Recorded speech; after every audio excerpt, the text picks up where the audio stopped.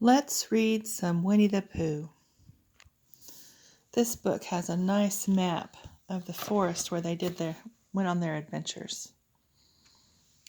And here's the Eeyore's gloomy place that we might visit.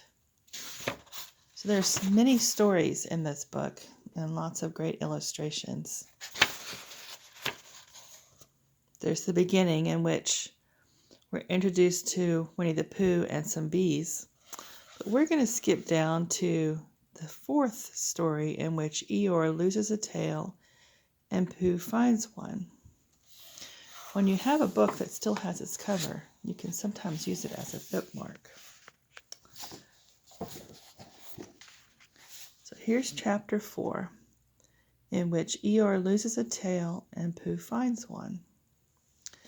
The old gray donkey Eeyore stood by himself in a thistly corner of the forest.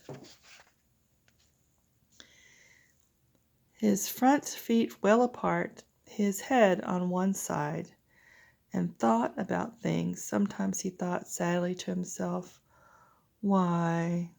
And sometimes he thought, "Wherefore?"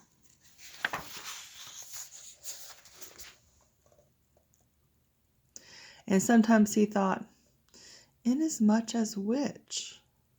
And sometimes he didn't quite know what he was thinking about. So when Winnie the Pooh came stumping along, Eeyore was very glad to be able to stop thinking for a little in order to say, "How do you do?" in a gloomy manner to him. "And how are you?" said Winnie the Pooh. Eeyore shook his head from side to side. "Not very how," he said. "I don't seem to have felt at all how for a long time." "Dear, dear," said Pooh, "I'm sorry about that. Let's have a look at you." So Eeyore stood there, gazing sadly at the ground, and Winnie the Pooh walked round him once. "Why, what's happened to your tail?" he said in surprise. "What has happened to it?" said Eeyore. "It isn't there." "Are you sure?" "Well, either a tail is there or it isn't there. You can't make a mistake about it, and yours isn't there." "Then what is?" "Nothing." "Let's have a look," said Eeyore, and he turned slowly around to the place where his tail had been a little while ago, and then finding that he couldn't catch it up, he turned around the other way until he came back to where he was at first. And then he put his head down and looked between his front legs, and at last he said with a long, sad sigh, "I believe you're right." "Of course I'm right," said Pooh.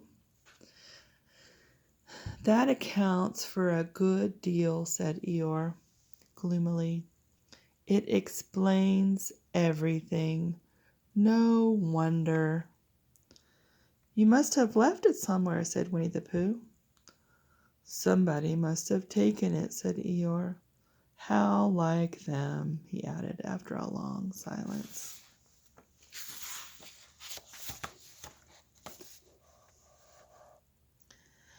Pooh felt like he ought to say something helpful about it, but didn't quite know what. So he decided to do something helpful instead. "Eeyore," he said solemnly, "I, Winnie the Pooh, will find your tail for you." "Thank you, Pooh," answered Eeyore. "You're a real friend," he said. "Not like some," he said. So Winnie the Pooh went off to find Eeyore's tail. It was a fine spring morning in the forest as he started out. Little soft clouds played happily in the blue sky, skipping from time to time in front of the sun as if they had come to put it out, and then sliding away suddenly so that the next might have his turn.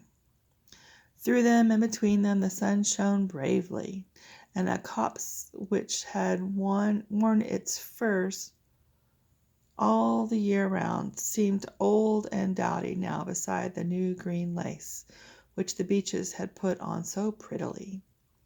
Through copse and spinney marched Bear, down open slopes of gorse and heather, over rocky beds of streams, up steep banks of sandstone, into the heather again, and so at last, tired and hungry, to the 100-acre wood, for it was in the 100-acre wood that Owl lived. And if anyone knows anything about anything, said Bear to himself, it's Owl, who knows something about something, he said. Or my name's not Winnie the Pooh, he said, which it is, he added. So there you are.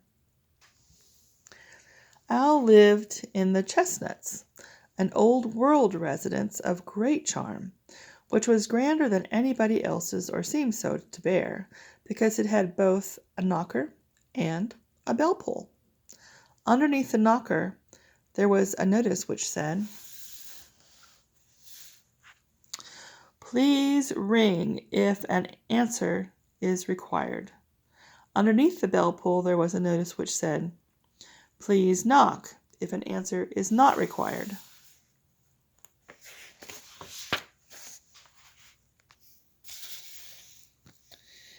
These notices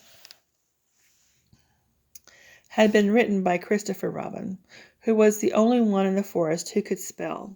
For Owl, wise though he was in many ways, able to read and write and spell his own name, yet somehow went all to pieces over delicate words like measles and buttered toast.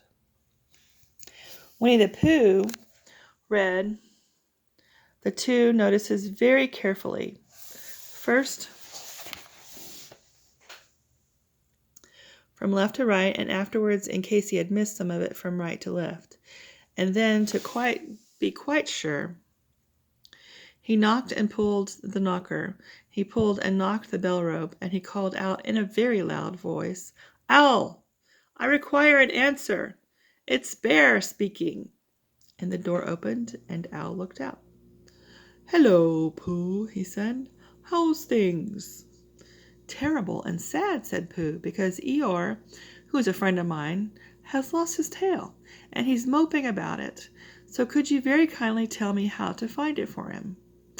"Well," said Owl, "the customary procedure in such cases is as follows."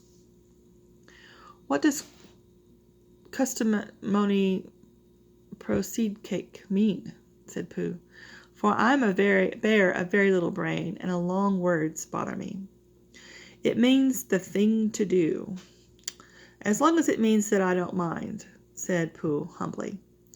"The thing to do is as follows. First, issue a reward. Then—" "Just a moment," said Pooh, holding up his paw. "What do we do to this? What you were saying? You sneezed just as you were going to tell me." "I didn't sneeze." "Yes, you did, Owl." "Excuse me, Pooh, I didn't. You can't sneeze without knowing it." "Well, you can't know it without something having been sneezed." "What I said was, first, issue a reward." "You're doing it again," said Pooh sadly.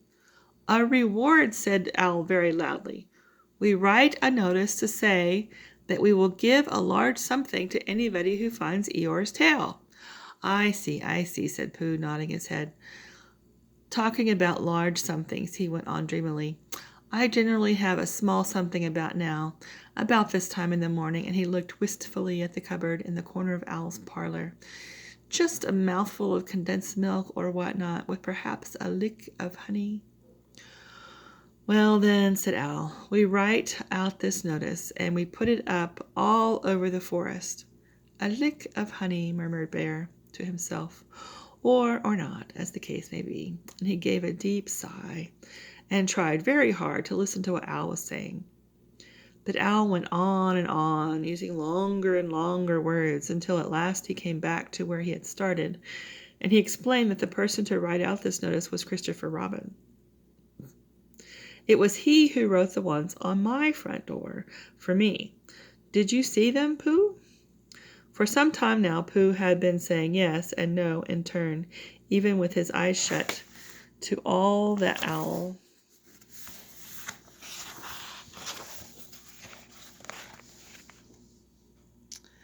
was saying, and having said yes, yes last time, he said no, not at all now, without really knowing what Al was talking about.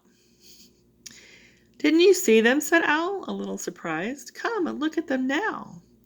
So they went outside, and Pooh looked at the knocker and the notice below it, and he looked at the bell rope and the notice below it, and the more he looked at the bell rope, the more he felt that he had seen something like it somewhere else sometime before.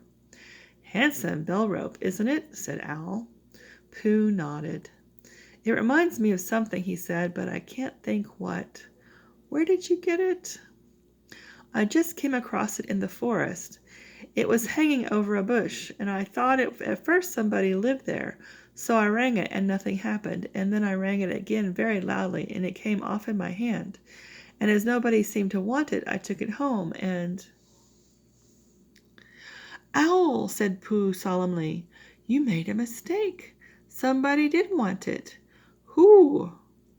Eeyore, my dear friend Eeyore. He was fond of it. Fond of it? Attached to it, said Winnie the Pooh sadly.